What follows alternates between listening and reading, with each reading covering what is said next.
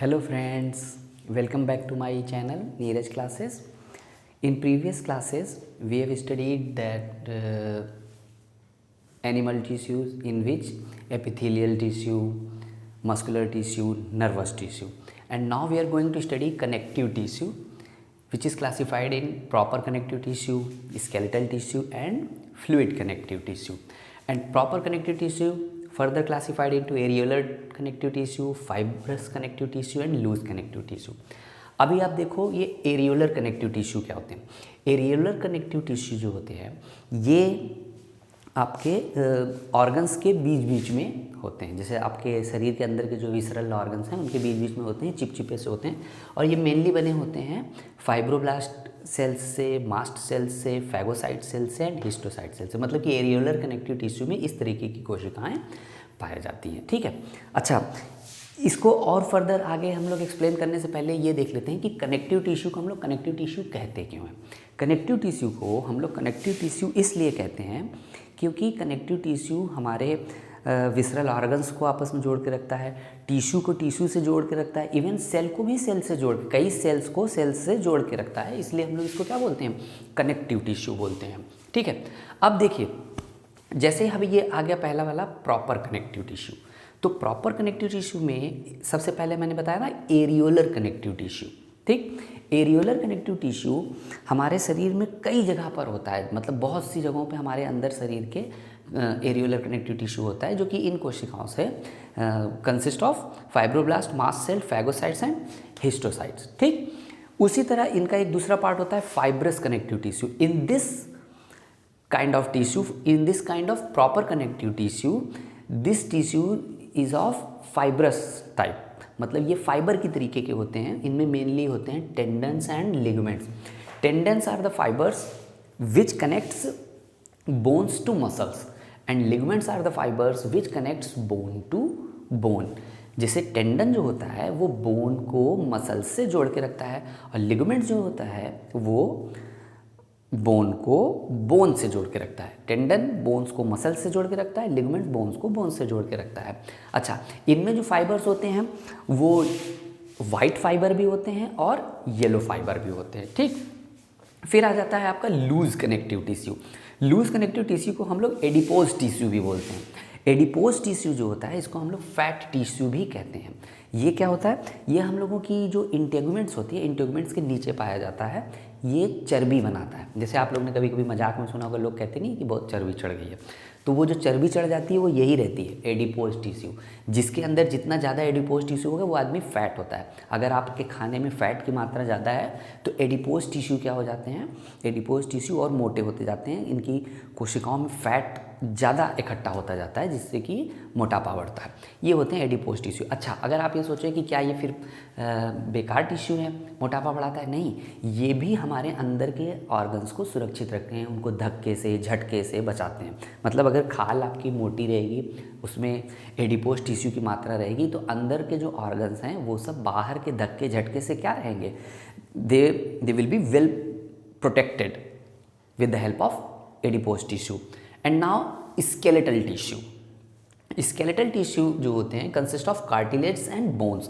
Cartilages are type of bones but soft bones. Cartilage भी एक तरीके की हड्डियां ही होती हैं, लेकिन कैसी हड्डियां होती हैं, मुलायम हड्डियां होती हैं। जैसे आपकी ये कान की हड्डी नहीं होती, देखिए ये हड्डी ही है लेकिन मुलायम हड्डी है, तो इसको हम लोग बोन ना कह के क्या कहते हैं, कार्टिलेज। जैसे नाक में देखिए पाई जाती है, नाक में के अंदर भी कौन सी होती है, वही कार्टिलेज होती है, और इसे कान में होती है। तो ये मुलायम हड्डियाँ होती हैं। जब छोटा बच्चा रहता है तो उसके शरीर में बहुत सारी बोन्स कार्टिलेज टाइप की ही होती है, कार्टिलेजिनस बोन नहीं होती, लेकिन कुछ दिन बाद वो क्या हो जाती है, सख्त होकर बोन बदल जाती है। अच्छा, कार्टिलेज जो बनी होती है वो किन कोशिकाओं की बनी होती है, कार्टिलेज सेल की बनी होती है। उसी तरह अब आ जाते हैं हम लोग बोन पे। बोन बनी होती है कैल्कोब्लास्ट की। कैल्कोब्लास्ट एक खास तरीके की कोशिकाएं होती हैं जो कि कैल्शियम और फास्फोरस के मैट्रिक्स में एम्बेडेड होती हैं। Calcoblast cells are embedded in matrix of phosphorus and calcium. अच्छा, ये जो कैल्कोब्लास्ट सेल होती हैं ये जिंदा सेल होती हैं और इनमें लगातार ब्लड सप्लाई होता रहता है, यानी हड्डियों से जोड़ के रखता है लिगामेंट, हड्डियों को मसल से जोड़ के रखता है टेंडन, और हड्डियों के ऊपर पूरा कैपिलरीज का जाल होता है जो कि उनको ब्लड सप्लाई करता रहता है। तो देखिए सारे टिश्यू भी आपस में क्या होते हैं, जुड़े हुए होते हैं। अब हम लोग लास्ट आ जाते हैं फ्लूइड कनेक्टिव टिश्यू। फ्लूइड का क्या मतलब होता है, आप लोग सब जानते हैं, फ्लूइड मतलब लिक्विड। तो इसमें लिक्विड टिश्यू में दो तरीके का टिश्यू होता है, ब्लड और लिम्फ। अच्छा, ब्लड आपने छोटी क्लासेस में भी पढ़ा होगा। ब्लड का मेन फंक्शन क्या होता है, ब्लड का मेन फंक्शन होता है ऑक्सीजन पहुंचाना, रोगों से लड़ना, अंदर शरीर के अंदर टूट फूट रिपेयरिंग करना और टेम्परेचर बनाए रखना, शरीर का बॉडी टेम्परेचर बनाए रखना। तो ऑक्सीजन पहुंचाने का काम कौन करता है, आरबीसी यानी एरिथ्रोबाइट, रेड ब्लड कार्पुसल्स। फिर रोगों से लड़ने का काम कौन करता है, वाइट ब्लड सेल्स। ये अमीबॉइड सेल्स होती हैं, ये अपना रूप बदल सकती हैं, इनको ल्यूकोसाइट भी कहते हैं। ठीक, ल्यूकोसाइट कहने का मतलब ये होता है सफ़ेद कोशिकाएं। प्लेटलेट्स, इनको थ्रोम्बोसाइट भी कहते हैं। इनका मेन काम क्या होता है, रिपेयरिंग करना। कहीं पे अगर चोट लग गई, खून बह रहा है, तो वहाँ खून जमाने में भी ये मदद करते हैं, जिनको कि हम प्लेटलेट कहते हैं। अब लास्ट में आपका बच गया लिम्फ।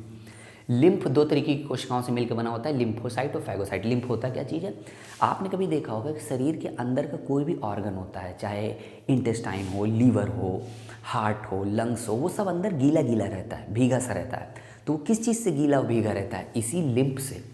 देखिए ब्लड और लिम्फ में अंतर क्या है, मेनली ब्लड जो होता है वो ब्लड वेसल्स में बहता है, जबकि लिम्फ सीलोम में भरा होता है, मतलब बॉडी कैविटी के अंदर भरा होता है, फैला होता है, सारे ऑर्गन्स पे लिपटा चिपटा रहता है। अच्छा, इसका फ़ायदा क्या होता है लिम्फ का, लिम्फ अंदर के विसरल ऑर्गन्स को फ्रिक्शन से बचाता है।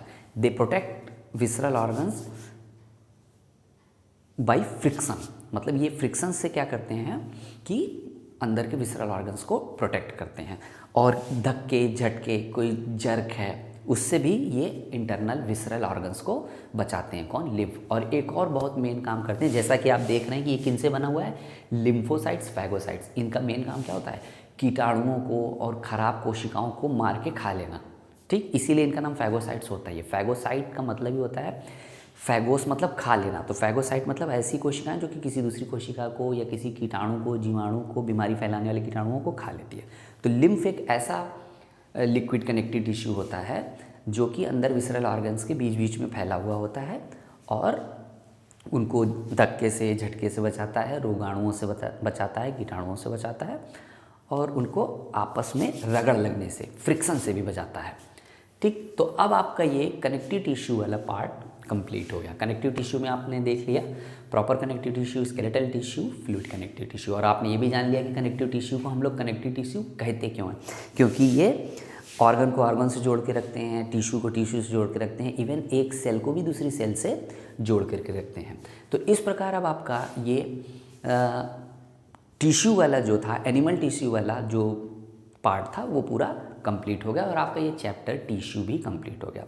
इन this chapter what we have seen, हम लोग ने देखा meristematic plant tissue, permanent plant tissue completed. फिर उसके बाद after that animal tissue. In animal tissue we have studied epithelial tissue, we have studied muscular tissue, we have studied nervous tissue, and now we have studied connective tissue। ठीक, हम लोग ने connective tissue भी पढ़ लिया। तो इस तरह से हम लोगों का ये जो टिश्यू वाला जो पूरा लेक्चर था वो हमारा आज कंप्लीट हो गया। तो मैं अब उम्मीद करता हूँ आपसे कि आपको ये वीडियो मेरा पसंद आया होगा। अब आप अगर इन सारी वीडियो की सीरीज़ को इकट्ठा कर लेंगे और सबको एक के बाद एक देखते जाएंगे तो आपका ये चैप्टर पूरा कंप्लीट हो जाएगा, टिश्यू चैप्टर। ठीक है, तो आप इन्हें ज़रूर देखिएगा, लेक्चर 1, लेक्चर 2, लेक्चर 3 जो कि केवल एनिमल टिश्यू के लिए है, और शुरू के 2 लेक्चर जो कि प्लांट टिश्यू पे थे। तो अभी आप इन 5 लेक्चर्स को आप वीडियो में देख लेंगे तो आपका ये टिश्यू पार्ट कंप्लीट हो जाएगा। और अगर आपको मेरा ये वीडियो पसंद आया हो तो आप इसको लाइक कीजिए, शेयर कीजिए और चैनल को सब्सक्राइब कीजिए। लेकिन अगर जैसे आपको कुछ कमी लगती है इस वीडियो में, कुछ साउंड में, लाइट में, किसी चीज़ में भी, कुछ एक्सप्लेनेशन में, तो आप वो कमेंट बॉक्स में ज़रूर लिखिए और मुझे बताइए, ताकि मैं आपके लिए और बेहतर वीडियो बनाता जाऊँ। ठीक है बेटा, आप लोग स्टडी कीजिए ज़रूर इस वीडियो से। ओके बेटा, थैंक यू।